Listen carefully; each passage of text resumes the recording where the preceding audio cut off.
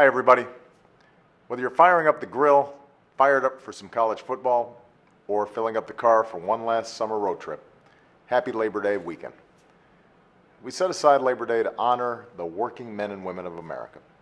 And this Labor Day, we've got more to celebrate. Over the past 53 months, our businesses have added nearly 10 million new jobs. Last month, for the first time since 1997, we created more than 200,000 jobs for 6 straight months.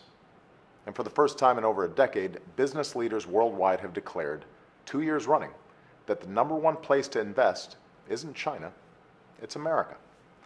So there are reasons to be optimistic about where we're headed, and the decisions we make now will determine whether or not we accelerate this progress, whether economic gains flow to a few at the top, or whether a growing economy fuels rising incomes and a thriving middle class. Think about it this Labor Day. The things we often take for granted, like Social Security and Medicare, workplace safety laws, and the right to organize for better pay and benefits, even weekends, we didn't always have these things. Workers and the unions who get their back had to fight for them. And those fights built a stronger middle class. To build a stronger middle class in today's changing economy, we've got to keep fighting. We've got to fight for the right to affordable health insurance for everybody, the right to fair pay, family leave, and workplace flexibility, the right to a fair living wage. Let me focus on that last one for a minute. In America, no one who works full-time should ever have to raise a family in poverty. A hard day's work deserves a fair day's pay, and raising the minimum wage would be one of the best ways to give a boost to working families.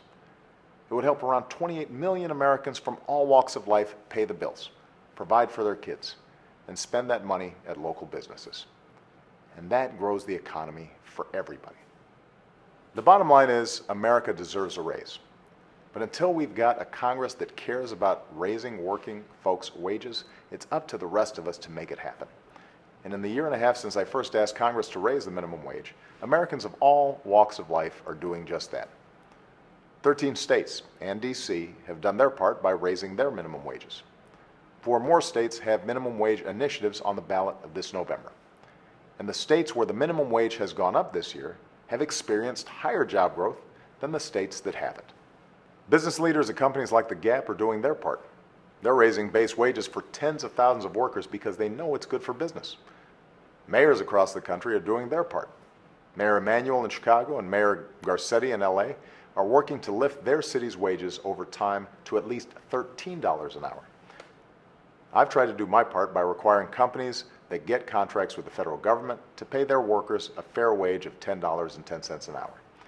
And earlier this month, the president of Kentucky State University set a great example by giving himself a $90,000 pay cut so that he could give raises to his lowest paid employees.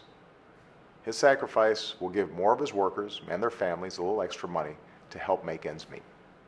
That's how America built the greatest middle class the world's ever known. Not by making sure a fortunate few at the top are doing well, but by making sure that everyone who's willing to work hard and play by the rules can get ahead. That's the bedrock this country is built on. Hard work, responsibility, sacrifice, and looking out for one another as one united American family. So let's keep that in mind this Labor Day and every day. Have a great weekend, everybody.